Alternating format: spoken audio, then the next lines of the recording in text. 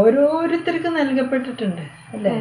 ഓരോരുത്തർക്കും മാമോദീസായിൽ നമുക്ക് പരിശുദ്ധാത്മാകുന്ന വ്യക്തിനെ ലഭിക്കുകയാണ്. ഇത്രയും നാള് നമ്മൾ ഇങ്ങനെ ഒരു വ്യക്തി നമ്മുടെ കൂടെ ഇല്ലാത്ത പോലെ ജീവിച്ചെങ്കിൽ ഇന്ന് മുതൽ ജീവിച്ചു തുടങ്ങുക പരിശുദ്ധാത്മാവിൻ്റെ കൂടെ. I need the Holy Spirit. Oh Holy Spirit, we need you. ഞങ്ങൾക്ക് ആവശ്യമുണ്ട്. പരിശുദ്ധാത്മ ഇല്ലാത്ത പോലെ ജീവിച്ചിട്ട് എനിക്ക് പറ്റുന്നില്ല ഇത് അത് നല്ല സ്ട്രോങ് ആയിട്ടുള്ള ഒരാൾ തന്നിട്ട് അയാൾ സഹായം ഉപയോഗിക്കണില്ല എന്നിട്ട് പറ്റുന്നില്ല എന്ന് പറയണം. ഒറ്റയ്ക്ക് പറ്റില്ല, ആർക്കും പറ്റില്ല. നല്ലൊരു സഹായകനെ ഈശോ അയച്ചു. CCC 736 അതിൻ്റെ ഒരു അവസാനമായിട്ട് പറയുന്നുണ്ട്, നാം നമ്മെ തന്നെ എത്ര കൂടുതലായി പരിത്യജിക്കുന്നുവോ അത്ര കൂടുതലായി ആത്മാവ് നമ്മെ പ്രവർത്തനോന്മുഖരാക്കും. ഇത് നമ്മൾ കഴിഞ്ഞ ഇതിൽ കണ്ടു അല്ലേ? സ്വയം പരിത്യജിക്കുന്നതിന് പറ്റും. ഈശോയുടെ പിന്നാലെ പോകണമെങ്കിൽ സ്വയം പരിത്യജിച്ച് സ്വന്തം കുരിശെടുത്ത് ഈശോയുടെ പിന്നാലെ പോവാം. അപ്പൊ ഇവിടെ പരിശുദ്ധാത്മാവായിട്ടുള്ള കണക്ഷൻ പറയാണ്. എന്താ ഒന്നുകൂടി വെച്ചേ? നാം നമ്മെ തന്നെ എത്ര കൂടുതലായി പരിത്യജിക്കുന്നുവോ നാം നമ്മെ തന്നെ എത്ര കൂടുതലായി പരിത്യജിക്കുന്നുവോ അത്ര കൂടുതലായി ആത്മാവ് നമ്മെ പ്രവർത്തനോന്മുഖരാക്കും. അത്ര കൂടുതലായി പരിശുദ്ധാത്മാവ് നമ്മളെ പ്രവർത്തനോന്മുഖരാക്കും. നമ്മുടെ ചില പിടിവാശികളും ചില താല്പര്യങ്ങളും ദുരാശകളും ഒക്കെ ഇങ്ങനെ പിടിക്കുകയാണ്, ത്യജിക്കണില്ല, ഡിനൈ ചെയ്യണില്ല, അല്ലെങ്കിൽ സാക്രിഫൈസ് ചെയ്യണില്ലെങ്കിൽ പരിശുദ്ധാത്മാവിനെ അത്രമാത്രം നമ്മളെ പ്രവർത്തിപ്പിക്കാൻ പറ്റുള്ളൂ. എത്രമാത്രം സ്വയം പരിത്യജിക്കുന്നു, എനിക്കൊന്നും വേണ്ട, എല്ലായിടത്തും എനിക്ക് പരിശുദ്ധാത്മാവിനെ മതി. അപ്പോൾ പരിശുദ്ധാത്മാവ് നമ്മളെ എത്രയോ അധികമായിട്ട് പ്രവർത്തനോന്മുഖരാക്കും. നമ്മൾ ഭയങ്കര ആക്റ്റീവായിരിക്കും, സജീവമായിരിക്കും അല്ലെ? ഗ്ലോറി ഓഫ് ഗോഡ് ഈസ്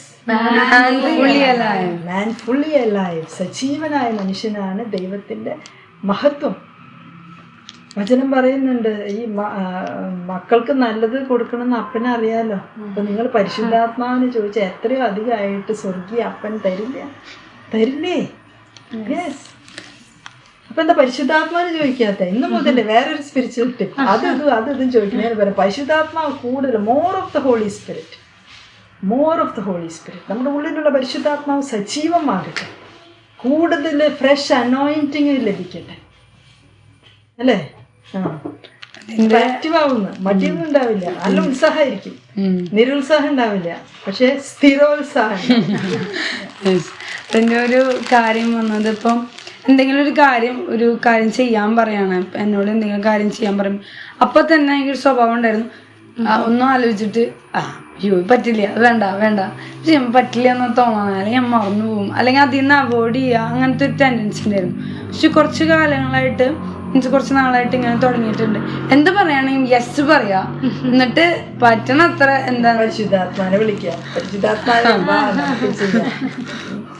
അപ്പൊ ഈ ആരോട് യെസ് പറഞ്ഞ അയാൾക്ക് ഒരാളെ കാണുള്ളൂ. അപ്പൊ പക്ഷെ നമുക്ക് എൻ്റെ ഒരു എക്സാമ്പിൾ ഓർമ്മ വന്നത്, ഒരു പ്രാവശ്യം മദർ എന്നെ എന്തൊരു തിരക്ക് വന്നു, അപ്പം അതിൻ്റെ ഇടയ്ക്ക് എന്തൊരു ആക്ഷൻ കാണിച്ചു, ഇങ്ങനെ കാണിച്ചു.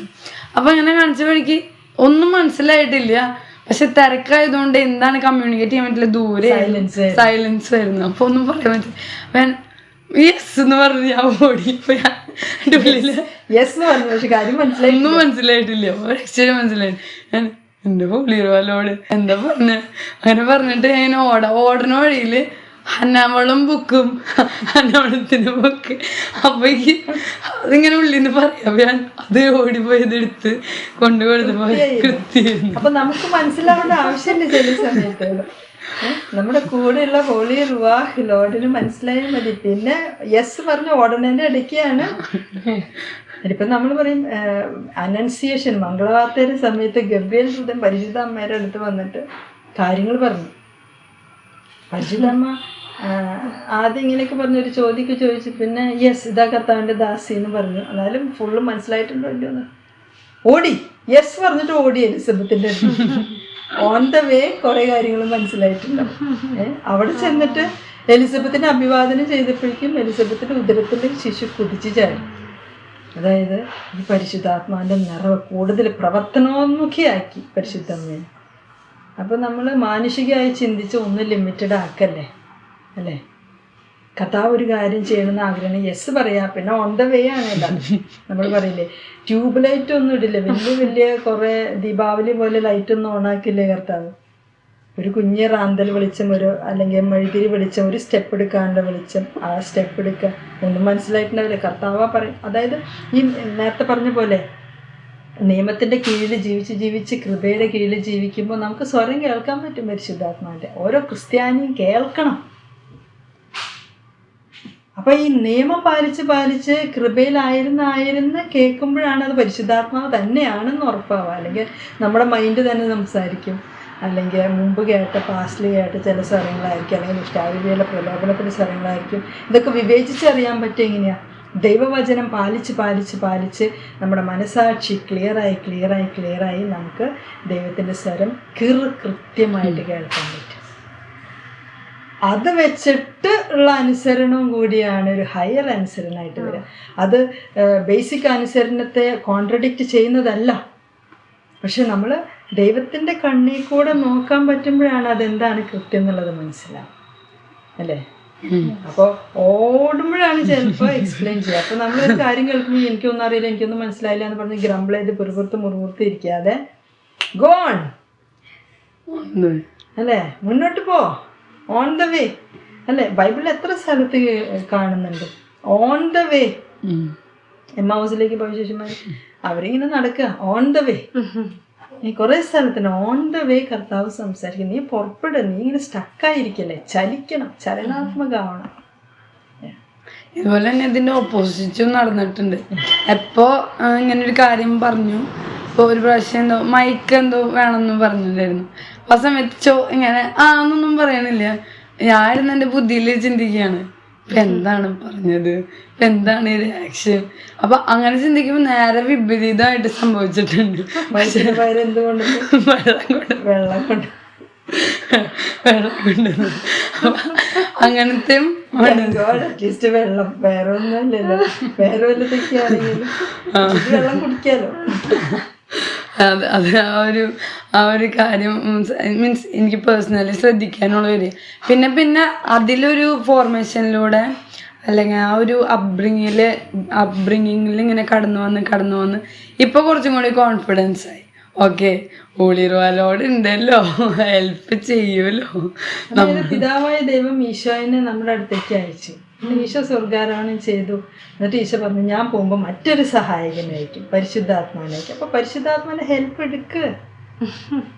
ഒറ്റയ്ക്ക് ചെയ്യാൻ ആരും എക്സ്പെക്ട് ചെയ്യണില്ല. Nobody is expecting you to do alone and struggle.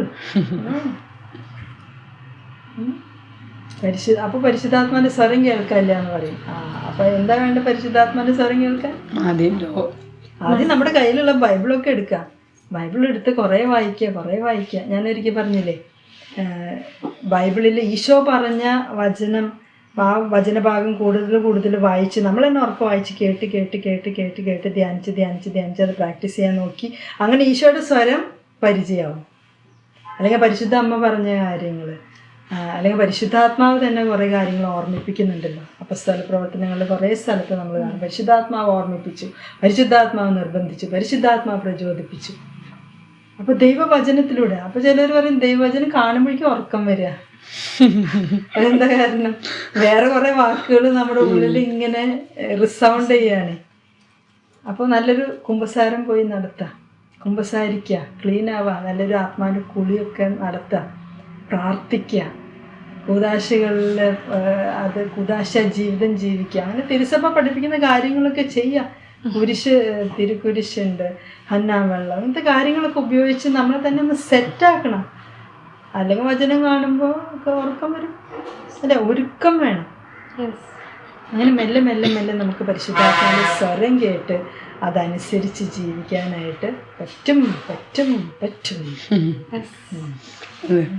CCC 687 ഇങ്ങനെ പറയുന്നു, 687 അതിലിങ്ങനെ പറയുന്നുണ്ട്, ദൈവിക കാര്യങ്ങൾ ഗ്രഹിക്കാൻ ദൈവാത്മാവിനല്ലാതെ മറ്റാർക്കും സാധ്യമല്ല. അപ്പൊ നമ്മൾ ഗ്രഹിക്കാൻ നോക്കിയല്ലോ, ദൈവിക ആത്മാവിനെ ഗ്രഹിക്കാൻ പറ്റുന്ന കാര്യങ്ങൾ നമ്മൾ ഗ്രഹിക്കാൻ നോക്കിയല്ലോ. ദൈവവചനം വെളിപ്പെടുത്തി തരുന്ന പരിശുദ്ധാത്മാവിനെ കുറിച്ചാണ് ആ പാരഗ്രാഫിൽ പറയുന്നത്. അപ്പം എൻ്റെ ഒരു എക്സ്പീരിയൻസ്, ദൈവവചനം മുൻപ് ബുദ്ധി കൊണ്ട് ഇങ്ങനെ കുറേ വായിച്ച് വിട്ടിട്ടുണ്ട്. അപ്പം ഇങ്ങനെ എൻ്റെ ബുദ്ധി വെച്ച് തന്നെ ഇനി ഇങ്ങനെയായിരിക്കും ഉദ്ദേശിച്ചിട്ടുണ്ടാവുക, ഇങ്ങനെയായിരിക്കും ഉദ്ദേശിച്ചിട്ടുണ്ടാവുക. പക്ഷെ ദൈവത്തിന് പറഞ്ഞു കൊടുക്കാം. പക്ഷെ ഇവിടെ ഈ ആശ്രമത്തിൽ വന്നതിന് ശേഷമാണ് ഓരോ ദിവസവും പരിശുദ്ധാത്മാവ് CCCയിലൂടെയും ദൈവവചനത്തിലൂടെയും ഇങ്ങനെ പുതിയ പുതിയ കാര്യങ്ങൾ പഠിപ്പിക്കുന്നത്. പുതിയ കാര്യങ്ങളാണോ അതോ പഴയ കാര്യങ്ങൾക്ക് പുതിയ വെളിച്ചം കിട്ടും? അവിടെയുള്ള കാര്യങ്ങൾ തന്നെയാണ്, പുതിയതൊന്നുമല്ല. എല്ലാം വെളിപ്പെടുത്തപ്പെട്ടു. ഈശോയുടെ രണ്ടാമത്തെ വരവ് മാത്രം ബാക്കിയല്ലോ. അപ്പൊ പുതിയ കാര്യങ്ങളൊന്നുമല്ല, പക്ഷെ നമ്മളിങ്ങനെ പഴഞ്ചനായിട്ട് കിടക്കുന്ന, ഫ്രഷ് അല്ലാണ്ട് കിടക്കുന്ന കാര്യങ്ങൾ. അതേസമയം ദൈവവചനത്തിന്റെ ആന്തരിക അർത്ഥങ്ങളിലേക്കുള്ള ഒരു ഊളിയിടൽ അല്ലേ? സങ്കീർത്തനത്തില് ദൈവവചനത്തിന്റെ പൊരുള് അഴിയുന്നു, അൺഫോൾഡിങ് ഹാപ്പൻ ചെയ്യുന്നു. വചനം തന്നെയാണ്, പക്ഷെ അതിൻ്റെ ഒന്നും കൂടി ഡെപ്തിലേക്ക്. അതാണ് പുതിയ കാര്യം ഉദ്ദേശിച്ചത്. അപ്പോൾ ഒരു വെളിപ്പെടുത്തൽ, വചനത്തിൻ്റെ വെളിപ്പെടുത്തൽ എനിക്ക് കിട്ടുമ്പോൾ ഉള്ളിൽ ആ ഒരു വലിയൊരു ഫ്രീഡം, ദൈവവചനം അറിയുമ്പോൾ കൂടുതൽ ഇങ്ങനെയാണല്ലേ ഉദ്ദേശിച്ചത്, ഈശോ ഇങ്ങനെയാണല്ലേ ഉദ്ദേശിച്ചത്. അത് മദർ ക്ലാസ് എടുക്കുമ്പോഴായാലും എനിക്കത് ഒത്തിരി എൻ്റെ സ്പിരിച്വൽ ലൈഫിൽ മുന്നോട്ട് പോകാനായിട്ട് ഹെൽപ്പ് ചെയ്തിട്ടുണ്ട് ദൈവവചനം മനസ്സിലാക്കും. അപ്പോൾ ഇപ്പോഴത്തെ കാലഘട്ടത്തിൽ നമ്മൾ ഈ ദൈവവചനം വായിക്കുമ്പോൾ എങ്ങനെയാണ് പരിശുദ്ധ റൂഹ തമ്പുരാൻ്റെ ഒപ്പം യാത്ര ചെയ്തിട്ട് അല്ലെങ്കിൽ കൂട്ടുപിടിച്ചിട്ട് വായിക്കേണ്ടത്? ഒരു കൂട്ടാളിയായി പരിശുദ്ധ റൂഹ അല്ലേ? സംസാരിക്കണം, ഇടയ്ക്കിടയ്ക്ക് സംസാരിക്കണം. മൈ ഹോളി റൂഹ് ലോർഡ്, എൻ്റെ പരിശുദ്ധ റൂഹ തമ്പുരാനെ. വെറുതെ സംസാരിച്ച് പരിശുദ്ധ റൂഹ സംസാരിക്കുന്നുണ്ട്, പക്ഷെ നമ്മൾ അത് അറ്റ്യൂൺഡ് അല്ലല്ലോ. ട്യൂൺ ചെയ്ത് വെച്ചിട്ടില്ലേ നമ്മളെ തന്നെ കേൾക്കാൻ, അതുകൊണ്ട് കേൾക്കാത്ത. ട്യൂൺ ചെയ്ത് വയ്ക്കാനുള്ള മാർഗങ്ങളാണ് ഇതൊക്കെ. ദൈവവചനം, പ്രാർത്ഥനകൾ, കൂദാശകൾ, personal prayer, community prayer, family prayer. ആ ദൈവവചനം കൂടുതൽ മനസ്സിലാക്കാൻ ഈ ഹോളിവാലോട് ഹെൽപ്പ് ചെയ്യും. ഇപ്പോൾ നേരത്തെ പറഞ്ഞ പോലെ ഒരു ഈശോയാകുന്ന വ്യക്തിനെ പഠിക്കാൻ വേണ്ടിയിട്ട് ഹോളിവാലോട് ഹെൽപ്പ് ചെയ്യും. എൻ്റെ പേഴ്സണൽ ജീസസിനോട് അടുക്കാൻ വേണ്ടിയിട്ട് ഹോളിവാലോട് ഹെൽപ്പ് ചെയ്യും. അതായത് ഈശോയുടെ ഉള്ളിൽ എന്താ, ഈശോ എന്താ ചിന്തിക്കണേ, വിചാരിക്കണേ, അതൊക്കെ ഹോളിവാലോട് പറഞ്ഞു തരും. അഭാപിതാവ് എന്താണ് അല്ലെ? 1 കൊരിന്ത്യർ 2-ാം അധ്യായത്തില് ദൈവാത്മാവാണ് ദൈവത്തിന്റെ ഉള്ളിലുള്ള ദൈവത്തിന്റെ അന്തർഗതങ്ങൾ അറിയുന്നത് അല്ലെ? മനുഷ്യാത്മാവാണ് മനുഷ്യന്റെ അന്തർഗതങ്ങൾ അറിയാം. അതുപോലെ ദൈവാത്മാവ് ദൈവത്തിന്റെ അന്തർഗതങ്ങൾ, എന്താണ് നടന്നുകൊണ്ടിരിക്കുന്നത് ദൈവത്തിന്റെ ഉള്ളില്, നമുക്ക് എടുക്കാൻ പറ്റിയത് വെളിപ്പെടുത്തി തരും. നമുക്ക് സ്പേസ് ഇല്ലെങ്കിലോ വേറെ കുറേ കാര്യങ്ങളൊക്കെ നിറച്ച് വെച്ചേക്കാണെങ്കിൽ അതിനനുസരിച്ച് എന്താ ഹോളി റൂഹ ബാക്കിയുള്ളവർക്ക് വെളിപ്പെടുത്തി കൊടുക്കണം, എനിക്കെന്താ വെളിപ്പെടുത്തി തരാത്ത? സ്ഥലമുണ്ടോ മോളെ, സ്ഥലമുണ്ടോ മോനെ? ദൈവത്തിന് ആഗ്രഹമുണ്ട്. ദൈവം വെമ്പാണ് ഓരോന്നും വെളിപ്പെടുത്താൻ, സ്വയം വെളിപ്പെടുത്താൻ എല്ലാവർക്കും. പക്ഷെ നമ്മൾ ഇരുന്ന് കൊടുക്കുന്നില്ല, അല്ലെങ്കിൽ നമ്മൾ സ്പേസ് ഇല്ല. ഇങ്ങനെ ആകെ ഭൗമികമായിട്ടുള്ള അല്ലെങ്കിൽ ലൗകികമായിട്ടുള്ള കാര്യങ്ങളാൽ നമ്മൾ നിറഞ്ഞിരിക്കുമ്പോൾ എങ്ങനെയാണ് ഇതൊക്കെ പറ്റുക? So it is high time to start spiritual living. ആത്മാവില്ലാത്ത പോലെ ജീവിക്കൽ നിർത്തി, ആത്മാവൊക്കെ ഉണ്ട്. Soul is there, spirit is there, Holy Ruach is there. Yes or no? Yes. Silence is word of God resounding inside. Silence is the presence of the person of the word of God. Silence is not the absence of word. Silence is just one word, that is word of God. In your silence, word of God should resound inside you. Silence is giving freedom to dwell and the Holy Trinity in you. If we are in silence, we are listening to word of God. Take choice and listen to Jesus. ഈ സൈലൻസിൻ്റെ definition ഒത്തിരി സഹായിച്ചു. ഉള്ളിലത്തെ silence എന്താണെന്ന് മനസ്സിലാക്കാൻ. വെറുതെ മിണ്ടാതിരിക്കുന്നതല്ല silence, ഉള്ളിൽ എപ്പോഴും ഈ ദൈവവചനം ഇങ്ങനെ റിസൗണ്ട് ചെയ്തുകൊണ്ടിരിക്കുന്നതാണ് സൈലൻസ് എന്ന് മനസ്സിലാക്കി.